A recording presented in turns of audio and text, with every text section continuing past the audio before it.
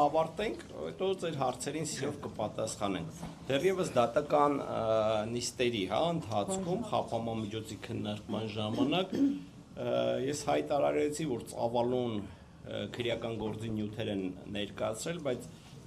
որևիցե մի փաստական տվյալ չկա, որ այդ գործը կապ ու առնչություն ունի Սամվել Կարապետյանի հետ։ Այդ գործի մեջ տարատեսակ ընկերությունների անուններ կարող եք տեսնել, տարատեսակ անձանց անուններ կարող եք տեսնել, բայց փաստական հիմք ու հիմնավորվածություն, որ խոսել այդ գործը կապ ու առնչություն ունի Սամվել Կարապետյանի հետ, դա զրոյական է։ Իրականում գործ ունենք բացարձակապես քաղաքական հետապնդման հետ եւ մի հատ շատ ակներև հանգամանք ես կցանկանամ, որ մեր հանրությունը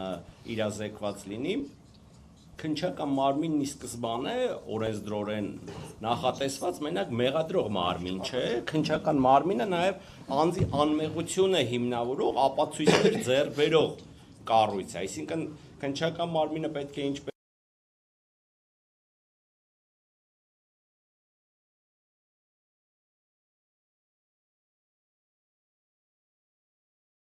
ձեռք է բերում բացառապես շինծու եւ մեղադրական թեկումով ապացույցներ։ Ու այն հարցադրմանը, որ օրինակ, բա այս մարդուն ինչի չեք հարցաքննել, այն մարդուն ինչի չեք հարցաքննել, մեզ տրվող պատասխանը շատ ուղիղ է ու դիպուկ։ Չենք հարցաքննել, որովհետեւ մտավախություն ունենք, որ այդ մարդը հնարավոր է իօգուտ ձեզ է ցուցմունք տալու։ Մենք ինչի անունները կտամ հենց հիմա, այդ հայտարարությունն արել է հենց քննչական խմբի ղեկավար Սպարտակ Պողոսյանը, որը ես իմ խորին համոզմամբ դա դուրս է վերջինիս լիազորությունների սահմաններից եւ նա նման կերպ քրեական գործ վարելու իրավասություն պարզապես չունի։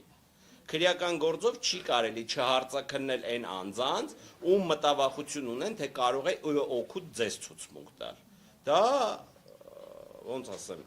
հակաօրինական է, հնարավորինս փորձում ենք մեղմ եւ մեղմ արտահայտվել։ Բայց այդ հակաօրինականության կոնտեքստում, երբ որ մենք տեսնում ենք ակնհայտ անարդար դատական ակտեր, դա խոսում է միայն մի բանի մասին, որ դատարանների նկատմամբ տեղի է ունենում մեր խորին համոզմամբ անասելի ճնշումներ, իմ մոտ, իմ գործընկերների մոտ վստահ եմ նաև շատ մեծ հիասթափություն առաջացավ, երբ որ այդ անասելի մեծ ճնշումներին տուրք տվեց հենց ամենաարագը Հայաստանի Հանրապետության Վճռաբեկ դատարանը, իդեմս հակակոռուպցիոն պալատի, որ այդ դատական ակտը ստորագրած դատավորների կարգապահական պատասխանատվության հարցն ենք մենք բարձրացրել, դիմել ենք էթիկայի հանձնաժողովին եւ խնդրել ենք օրինակի համար պարզել, այդ ոնց է լինում, որ մի շարք տարբեր գործերով, ընդ որում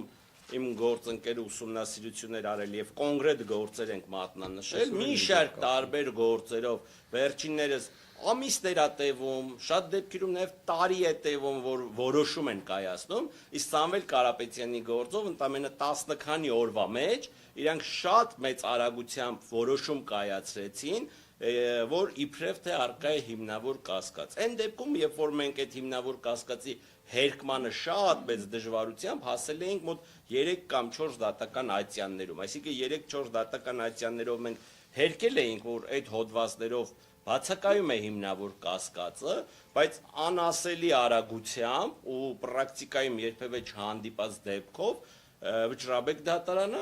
իմ խորին համոզմամբ խորը ճնշումների տակ, իսկ ճնշում են սովորաբար նրանց, ովքեր ճնշվող են, էլի, չճնշվող մարդուն երբեք չեն կարա ճնշեն, ու իմ հիասթափությունն հենց կայանում է նրանում, որ Վճռաբեկ դատարանում իրոք այնպիսիներն էին, որոնց ամենահեշտը ճնշեցին։ Եվ ունեցան շատ մեծ արագությամբ դատական ակտեր, ժողովուրդ իրոք խայտառակ ապօրինությունների հետ գործ ունենք։ Օրինակ մեր հանրությունը այս ամեն ինչը լսելիս կարող է ասել, դե հա ինչ անենք, մեկը այդ իմ հետ չի կատարվում։ Իդեպ այդպես մի հատ շատ հետաքրքիր ներկայացում Վարդան Պետրոսյանն ունի, բոլորին խորհուրդ կտամ այս կոնտեքստում այդ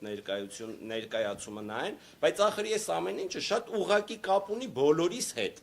Այդ թվում ստեղ նստած անձանց հետ։ Հիմա պարզաբան եմ ինչի։ Եթե օրինակ միջազգային մասշտաբի մի հատ ինչ-որ խոշոր ներդրում իրականացնող անձ իր գլխի մեջ փորձում է մտածի, պլանավորի, Հայաստանում մեծ ներդրումներ իրականացնի, նմանատիպ դրսևորումներ տեսնելով, նման ապօրինություններ տեսնելով, հեծի նկատմամբ նման ոչ իրավաչափ գործողություններ տեսնելու արդյունքում հնարավոր չի պատկերացնել որևէ խելամիտ ու բանական բիզնեսմեն, ընդ որում այդ բիզնեսմենները միշտ լինում են շատ խելամիտ ու շատ բանական ու շատ